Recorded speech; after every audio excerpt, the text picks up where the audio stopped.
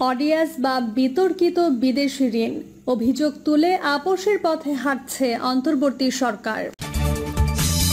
এবং সর্বশেষ জানাবো, ত্রিপক্ষীয় প্ল্যাটফর্ম গঠন করছে বাংলাদেশ, চীন, পাকিস্তান, চিন্তায় ভারত। এতক্ষণ শুনছিলেন সংবাদ শিরোনাম, এবার বিস্তারিত। অডিয়াস বা বিতর্কিত বিদেশি ঋণ অভিযোগ তুলে আপোষের পথে হাঁটছে অন্তর্বর্তী সরকার। কোনো দেশের স্বৈরাচার বা দুর্নীতিগ্রস্ত সরকার যখন জনগণের উপকারের কথা মাথায় না রেখে দুর্নীতি ও লুটপাটের উদ্দেশ্যে বিদেশি ঋণ নেয়, তাই অডিয়াস ডেট বা বিতর্কিত বিদেশি ঋণ হিসেবে পরিচিত। এই ঋণ নেওয়া হয় স্বৈরাচার বা দুর্নীতিগ্রস্ত সরকারের অনিয়ম, দুর্নীতি ও লুটপাটের স্বার্থে। অডিয়াস বা বিতর্কিত বিদেশি ঋণের তাত্ত্বিক ধারণা অনুসারে কোনো সরকার যদি জনকল্যাণের বাইরে নিজের ক্ষমতা, দমননীতি, দুর্নীতি ও লুটপাটের উদ্দেশ্যে ঋণ নেয়, তবে তার বোঝা জনগণের ওপর চাপানো ন্যায় সঙ্গত নয়। আন্তর্জাতিক আইন এখনও এই ধরনের ঋণকে আনুষ্ঠানিকভাবে স্বীকৃত দেয় না, তবে একে অডিয়াস ডেট বিবেচনায় বিশ্বের বিভিন্ন দেশে মওকুফ বা ঋণ পুনর্গঠনের উদাহরণ রয়েছে। গত বছরের জুলাই গণঅভ্যুত্থানে পতন ঘটে শেখ হাসিনা সরকারের। পতিত স্বৈরাচার সরকারের শাসনামলে এমন অনেক মেগা প্রজেক্ট নেওয়া হয়েছিল যেগুলো দেশের জনগণের স্বার্থ রক্ষার চেয়ে উল্টো বৈদেশিক ঋণের বোঝা বাড়িয়েছে। কর্ণফুলী টানেল, পায়রা গভীর সমুদ্র বন্দর, মাতারবাড়ি বিদ্যুৎ প্রকল্প, রূপপুর পারমাণবিক বিদ্যুৎ প্রকল্প যার অন্যতম উদাহরণ। ক্ষমতায় আসার পরপর রাশিয়ার ঋণে নেয়া রূপপুর পারমাণবিক বিদ্যুৎ কেন্দ্র সহ বড় প্রকল্পগুলোর ঋণ চুক্তি পর্যালোচনার বিষয়টি নিয়ে অন্তর্বর্তী সরকারের উচ্চ মহলে আলোচনা চলছিল। তবে এতে সংশ্লিষ্ট দাতা দেশ বা সংস্থাগুলোর সঙ্গে বাংলাদেশের এক ধরনের টানাপোড়েন দেখা দিতে পারে এমন আশঙ্কা করা হয়। এরপর এসব প্রকল্পের ঋণ চুক্তি পুনর্মূল্যায়নের বিষয়টি নিয়ে সরকারের উচ্চ মহল অনেকটা নিশ্চুপ ভূমিকা পালন করেছে। বিদেশি ঋণদাতার সঙ্গে এ নিয়ে আলোচনার বিষয়ে দৃশ্যমান কোনো অগ্রগতিও নেই। বাংলাদেশের অর্থনৈতিক পরিস্থিতি বিষয়ক শ্বেতপত্র প্রণয়ন কমিটির চূড়ান্ত প্রতিবেদনেও মেগা প্রকল্পগুলো থেকে দুর্নীতি ও লুটপাটের বিষয় উঠে আসে। শ্বেতপত্র প্রণয়ন কমিটি তাদের প্রতিবেদনে বলেছে, পদ্মা বহুমুখী সেতু প্রকল্প, Karnaphuli tunnel, metro rail, Padma সেতু, রেল সংযোগ প্রকল্প, দোহাজারী কক্সবাজার রেল লাইন, পায়রা গভীর সমুদ্র বন্দর, মাতারবাড়ি কয়লাভিত্তিক বিদ্যুৎ কেন্দ্র সহ 7টি মেগা প্রকল্পের কোনোটির ব্যয় প্রায় 900% পর্যন্ত বাড়ানো হয়েছে। কমিটির প্রতিবেদন অনুসারে দেশের 7 মেগা প্রকল্পের শুরুতে যে ব্যয় ধরা হয়েছিল, চূড়ান্তভাবে তার চেয়ে 80,000 কোটি টাকার বেশি ব্যয় করা হয়েছে। অর্থাৎ এসব প্রকল্পের উদ্দেশ্যে নেওয়া ঋণের বড় একটি অংশই লোপাট করা হয়েছে। শ্বেতপত্র কমিটি প্রধান ও সিপিডির ফেলো দেবপ্রিয় ভট্টাচার্য বণিক বার্তাকে বলেন, বিগত 15 বছরের শাসনামলে শুধু মেগা প্রকল্প থেকেই লুটপাট হয়েছে তা নয়, সব খাত থেকেই লুটপাট হয়েছে। মেগা প্রকল্পের লুটপাটের ব্যয় এই সরকারকে বহন করতে হচ্ছে। এক্ষেত্রে সবার আগে মধ্যমেয়াদী মূল্যায়ন করা দরকার। বিষয়টি আমরা শ্বেতপত্রে তুলে ধরেছি। আমাদের বার্ষিক কত বিলিয়ন ডলার সুদ পরিশোধে ব্যয় করতে হয় এবং কত ডলার আমাদের সক্ষমতা রয়েছে সেটিও বিবেচনা করতে হবে। শুধু যে বিগত সরকারের ঋণের সুদ পরিশোধ করতে হচ্ছে তা নয়, বর্তমান সরকার বাজেটের জন্য বিদেশি ঋণ নিয়েছে, সেটিও আগের ঋণের সঙ্গে যুক্ত হবে। মধ্যমেয়াদী মূল্যায়নের মাধ্যমে এটির সমাধান করতে হবে।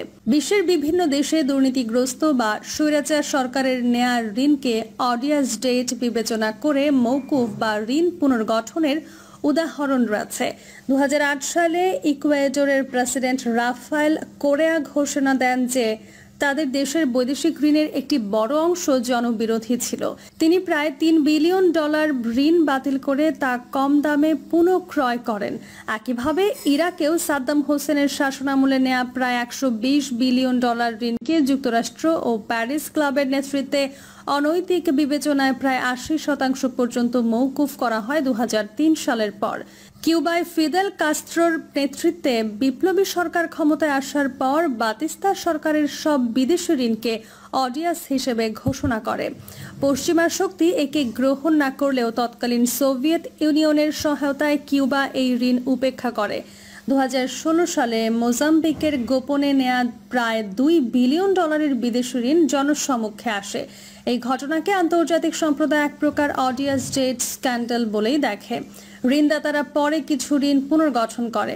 দক্ষিণ আফ্রিকার শ্বেতাঙ্গ স্বৈরশাসন, হাইতির দুভালিয়ে পরিবারের একই ধরনের ঋণের নজির রয়েছে। এই মুহূর্তে এমন ঋণ নিয়ে বিতর্ক চলছে লেবানন, গ্রিস, জাম্বিয়া, শ্রীলঙ্কা সহ বেশ কয়েকটি দেশে। মাহিন্দার রাজাপাকসের শাসনামলে চীনের কাছ থেকে নেয়া বিপুল ঋণকেও অনেকে অডিয়াস বলে অভিহিত করেন। হাম্বানটোটো বন্দর এবং ম্যাটালো বিমানবন্দরের মতো বিতর্কিত মেগা প্রকল্পে এসব ঋণ ব্যয় হয়। এসব প্রকল্প কখনোই লাভজনক হয়নি, বরং ঋণ পরিশোধে শ্রীলঙ্কার বৈদেশিক রিজার্ভ নিঃশেষ হয়ে যায়। স্থানীয় বিশ্লেষকরা এই ঋণকে অডিয়াস বললেও আন্তর্জাতিকভাবে এখনও তা স্বীকৃতি পায়নি। শ্রীলঙ্কা সরকার আনুষ্ঠানিকভাবে এসব ঋণকে অডিয়াস না বললেও দাতাদের সঙ্গে ঋণ পুনর্গঠন চুক্তি সম্পন্ন করেছে। বাংলাদেশ সরকারের ঋণের তথ্য পর্যালোচনা করে দেখা যায়, স্বাধীনতার 47 বছর পর তথা 2018-19 অর্থ বছর শেষে দেশি বিদেশি উৎস থেকে সরকারের নেয়া ঋণ স্থিতি ছিল 8,73,236 কোটি টাকা। কিন্তু মাত্র 5 বছর পর 2023-24 অর্থ বছরে এসে ঋণের এই স্থিতি 19,22,655 কোটি টাকা ছাড়িয়ে যায়। সেই হিসেবে এই 5 বছরে সরকারের ঋণ বাড়ে 10,49,419 কোটি টাকা। অর্থাৎ স্বাধীনতা পরবর্তী 47 বছরে সরকার যে পরিমাণ ঋণ নিয়েছে, মাত্র 5 বছরে তার চেয়ে বেশি ঋণ নিয়েছে পতিত শেখ হাসিনা সরকার। সরকারি এই ঋণের মধ্যে 9,40,729 কোটি টাকা নেওয়া হয়েছে দেশের অভ্যন্তরীণ উৎস থেকে। বাকি 9,81,926 কোটি টাকা এসেছে বিদেশি উৎস থেকে। ছাত্র জনতার গণ অভ্যুত্থানের মুখে গত বছরের 5 আগস্ট দেশ থেকে পালিয়ে যাওয়ার সময় দেশের ঘাড়ে প্রায় 20 লাখ কোটি টাকা ঋণের বোঝা চাপিয়ে গিয়েছেন তিনি। সংশ্লিষ্টরা বলছেন, উন্নয়নের কথা বলে লুটপাটের উদ্দেশ্যে বাজ বিচারবিহীন প্রকল্পে অর্থের অপব্যবহারের কারণেই সরকারের ঋণ এতটা স্ফীত পাচ্ছে। এসব ঋণের বেশ কিছু অংশ অডিয়াস ডেট হিসেবে বিবেচনা করা যেতে পারে বলে মনে করেন অর্থনীতি বিশ্লেষকরা। বিষয়টি নিয়ে জানতে চাইলে অর্থনীতিবিদ আনু মোহাম্মদ বণিক বার্তাকে বলেন, আওয়ামী লীগ সরকারের সময় মেগা প্রকল্পগুলো অনেক প্রকল্প নেওয়া হয়েছে যেগুলোয় অনিয়ম দুর্নীতির চিত্র তুলে এনেছে শ্বেতপত্র কমিটি। তাদের প্রতিবেদনের মাধ্যমে এক প্রকার স্বীকার করা হয়েছে যে দুর্নীতি হয়েছে, কিন্তু এসব প্রকল্পের অনিয়ম দুর্নীতি নিয়ে যে ফলো আপ করা দরকার ছিল সেগুলো হয়নি। রাষ্ট্রের ক্ষতি হয়, জনসমর্থন নেই এমন প্রকল্প বাস্তবায়ন করা হলে তার দায় কেন জনগণ মেটাবে? বিশ্বের বহু দেশে রাজনৈতিক ফায়দা লুটতে বিদেশি ঋণে প্রকল্প নেওয়া হয়েছে। উপযোগিতা না থাকার কারণে এসব অডিয়াস ডেট নামে পরিচিত ঋণ সংক্রান্ত বিষয় থেকে বেরিয়ে আসার পদ্ধতিও এখন চর্চা হচ্ছে। সরকার কেন সেদিকে যাচ্ছে না? এসব দুর্নীতি অনিয়ম খতিয়ে দেখার বিষয়ে আমরা সরকারের কোনো আগ্রহ দেখছি না। 16 বছরের শাসন আমলে শেখ হাসিনা সরকারের শ্বেতহস্তি প্রকল্পগুলোর অন্যতম কর্ণফুলী টানেল প্রকল্পটি বাস্তবায়নে খরচ হয়েছে 10,689 কোটি টাকা। এর মধ্যে 6,070 কোটি টাকার চীনা ঋণ 2% সুদ সহ আগামী 20 বছরে পরিশোধ করতে হবে। টানেলের নির্মাণ ব্যয় তুলে আনার সহ